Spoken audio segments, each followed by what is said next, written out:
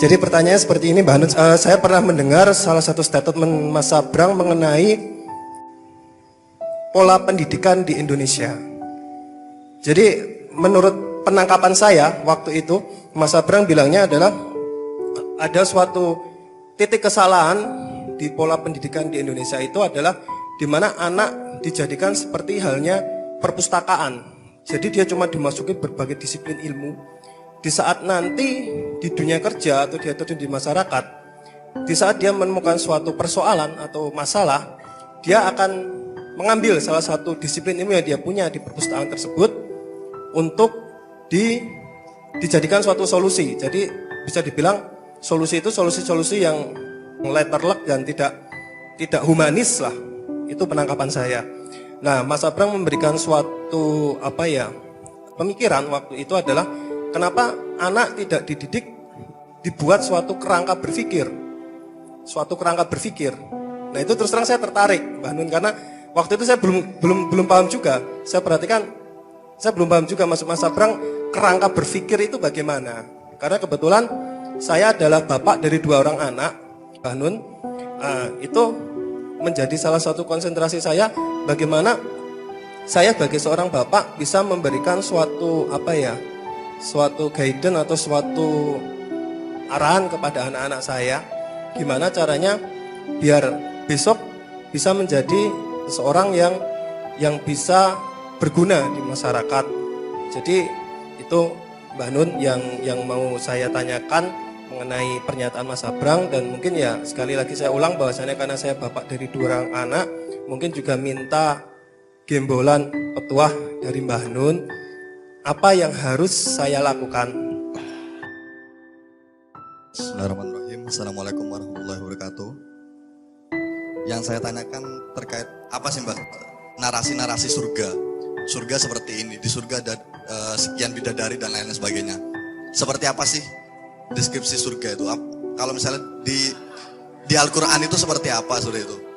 Dan kalau misalnya di Al-Quran disebutkan A, B, C, dan D, apakah benar kira-kira nyatanya seperti itu? Atau mungkin di Al-Quran hanya digunakan bahasa yang itu mempermudah manusia untuk menangkapnya? Atau ya gampangnya gambaran gitu. Nyatanya mungkin jauh lebih indah dari seperti itu. Yang saya tanyakan juga adalah, saya kadang merasa kesusahan untuk menggapai Nabi itu sendiri secara langsung, Mbak. Maka dari itu di sini saya mungkin semacam mohon untuk kalau jenengan nyebutnya dengan gocelan kelambini Rasulullah seperti itu kan. Tapi saya susah untuk gocelan kelambini Rasulullah. Nah, kalau boleh saya gocelan kelambini jenengan untuk kemudian saya nunut ke Rasulullah seperti itu, Cak. Terima kasih. Oke. Soal pendidikan, soal anak. Setahu saya Mas, Anda sendiri kan punya kerangka berpikir. Jadi setiap Anda ngomong sama anakmu, pasti Anda memperkenalkan cara berpikir kepada dia, kerangka berpikir. Misalnya kue takon, anakmu Pak kuro do ngeluh ya tak dolek obat. Ngeluh karo obat itu satu kerangka. Bahwa kalau sakit diobati, menuju sembuh, kan begitu. Itu berarti satu kerangka. Nah, setiap jawaban atau omongan orang tua kepada anak pasti membawa kerangka berpikir. Jadi anak terbiasa oleh kerangka berpikir, itu sudah pasti. Misalnya antara hak dan tanggung jawab, ya. Anda tidak, loh, kue kok ngutake ku ayo diresiki. Golek lap. Itu kan membuat dia punya kerangka bahwa kalau orang melakukan sesuatu dia harus bertanggung jawab. Itu sebuah kerangka. Satu ya. Itu jadi ojo njur kowe ngandani anakmu secara kognitif, Nak. Setiap orang tuh harus punya kerangka berpikir. Bingung deh. Tapi langsung praktek ya. Karena tidak mungkin kalimatmu tanpa kerangka berpikir. Semua ada sebab akibat. Hak dan tanggung jawab, dunia akhirat, semua itu kerangka berpikir gitu ya. Satu. Nomor 2, sebenarnya pendidikan di rumah itu tidak soal sekolah atau tidak sekolah. Meskipun saya menyekolahkan anak saya dan saya tidak mau tidak menyekolahkan anak saya. Saya menyekolahkan anak saya. Tetapi saya tidak berharap kepada sekolahannya untuk yang orang lain berharap. Saya nyekolah anak saya itu satu, supaya dia bersilaturahmi, punya pengalaman silaturahmi, punya pengalaman tata krama, punya pengalaman sosialisasi, punya pengalaman tanggung jawab. Supaya dia mandiri, supaya dia menjadi dirinya sendiri di antara teman-temannya. Itu nomor satu. Soal pelajaran gampang. Soal juara olimpiade gampang, anak saya juga tidak berminat-minat amat. Si Rampak itu ditanya sama ibunya, kok kamu nggak ikut tim olimpiade? Dia bilang, oh enggak, saya milih bahasa Arab aja fokus. Karena bahasa Arab lebih jelas untuk masa depan saya daripada olimpiade. Itu pilihan anak saya kelas 1 SMP. Ya, padahal dia punya kans besar untuk masuk ke olimpiade matematika, tapi dia memilih, saya milih bahasa Arab. Karena dia punya cita-cita dan merasa punya tanggung jawab untuk jangan sampai terlepas dari gelombangnya bapaknya gitu. Dan itu eksplisit dia ngomong seperti itu, sehingga dia fokus dengan studi bahasa Arab sekarang. Dan logikanya tidak usah ikut olimpiade, dia logikanya sejak kecil sudah oke. Jadi kalau orang tidak pakai logika, itu yang disebut kerangka berpikir, salah satu asnya nek cara mobil ya, gardane iki ya logika gitu. Kalau tidak pakai logika, logika itu adalah tulang punggungnya akal. Saiki nek misalnya kowe ngene, bocah kaya rabi-rabi gitu ya. Jebul sorene kowe ketemu dhek karo bojone karo anake, kowe kaget ora? Awane kowe ngomong kaya rabi-rabi, sorene kowe ketemu bocah kuwi karo bojone karo anake, kowe kaget apa ora? Kaget. Saiki oke wong ora kaget. Mergo uteke bluluk ngono kuwi. Tidak punya dialektika. Pagi-pagi habis ma'iyahan saya sempatkan sarapan sama Mbak Via di warung, terus ada wartawan tanya, "Cak, anu ya, Kiai Kanjeng sudah tidak aktif lagi ya?" Saya sudah biasa diremehkan orang sehingga aku Kiai Kanjeng wis ora payu, wis ora payah kok kayak gitu. Harus tak elek-elek Kiai Kanjeng karo awakku dhewe. Tapi Mbak Via yang tak tahan. Iya Mas, sekarang itu paling sebulan tuh antara 15 sampai 20 kali pentas. Untuk sebuah kelompok musik sebulan bisa sampai 15 kali, itu top luar biasa. Betul enggak Mas? Neng bocah kuwi wartawan ki ora kaget loh, bar ngarani ora aktif, bar kuwi dikandani ping 15 ping 20 ora kaget. Piye kuwi? Dadi sok-sok dhek mlebu swarga ora kaget, mlebu neraka ora kaget. Mergo kene padha wae swarga dan neraka. Kalau saya loncat kepada pertanyaanmu mengenai surga, surga itu 70% itu mengenai softwaremu, tidak mengenai barangnya swarga kuwi. Jadi kamu jangan berpikir terlalu material. Karena kamu besok bisa melihat sesuatu yang sekarang kamu tidak bisa melihat.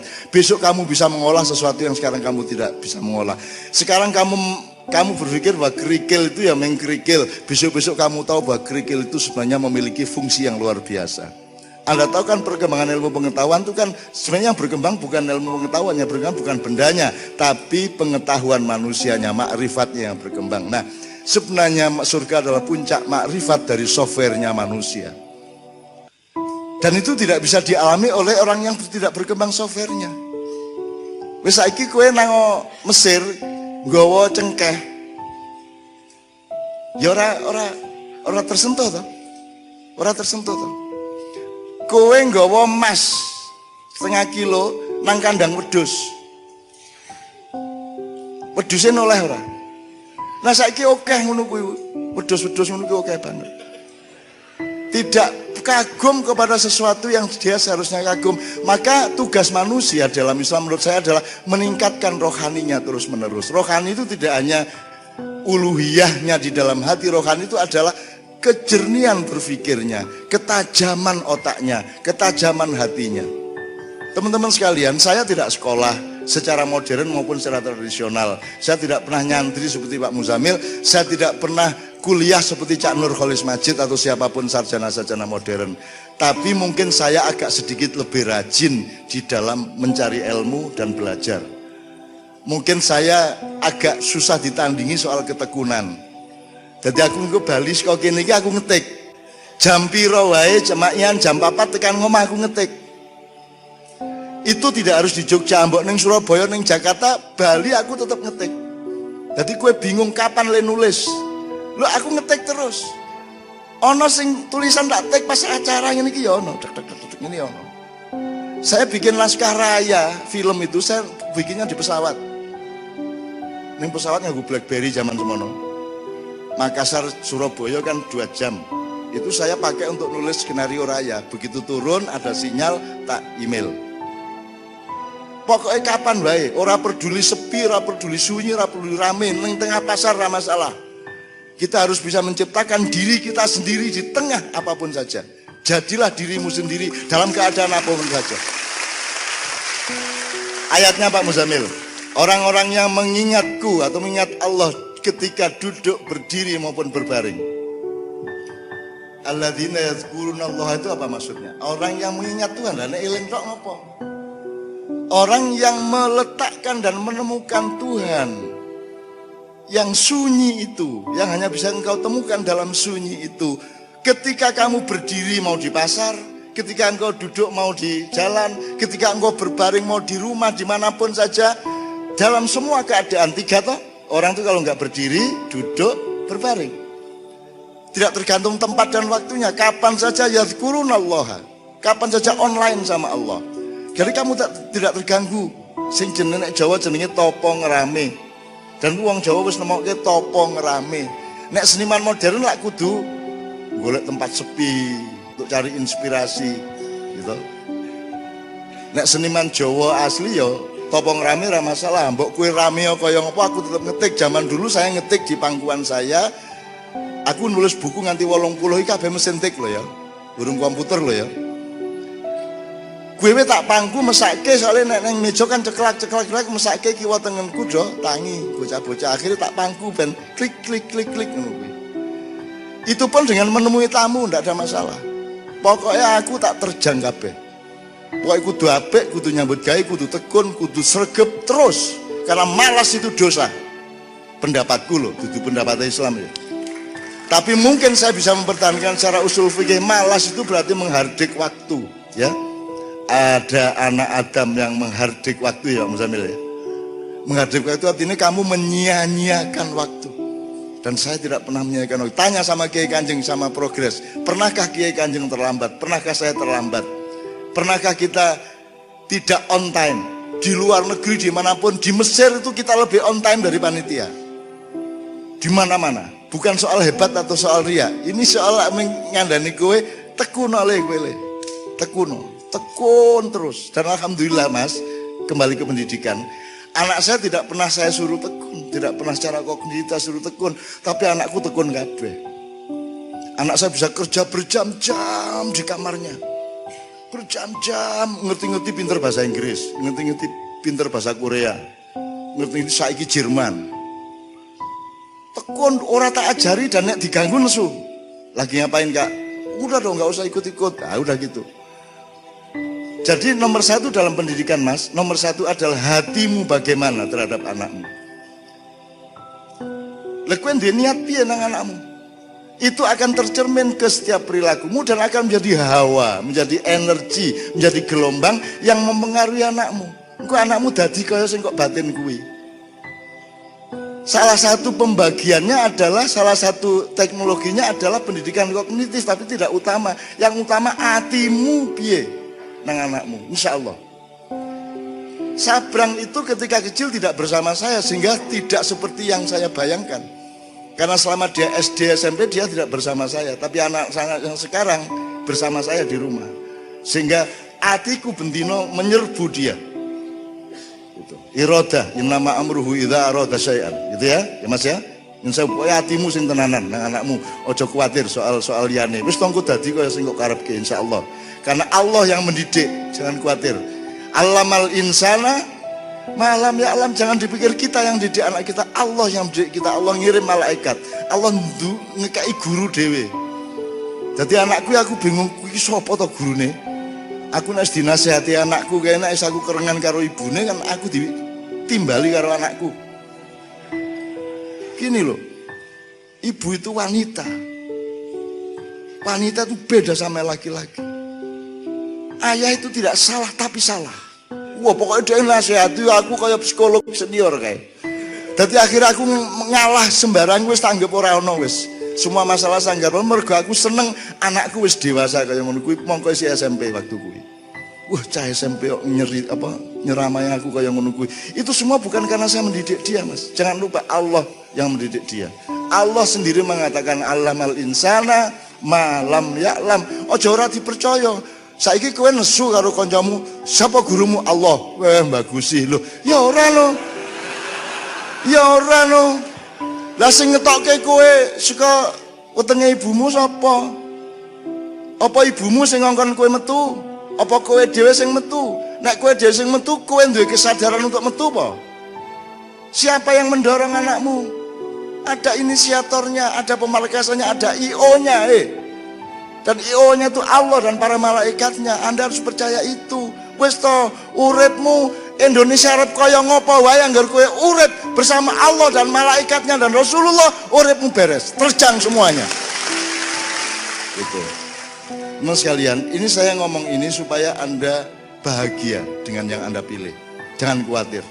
Anda tidak terikat oleh apapun kecuali Allah dan Rasulullah SAW. Dan para malaikat mengiringimu di depan dan di belakangmu. Bahkan sebenarnya lebih banyak dari itu. Karena malaikat jumlahnya bisa bagaimana saja dan bisa bergantian. Malaikat ono sing setetes embun sezarah debu, ono sing gedene iso nggendong alam semesta, ono sing iso ngerangkul galaksi-galaksi, terserah Allah. Karena malaikat bukan makhluk materi seperti kita semua, dengan disiplin material seperti kita, gitu ya.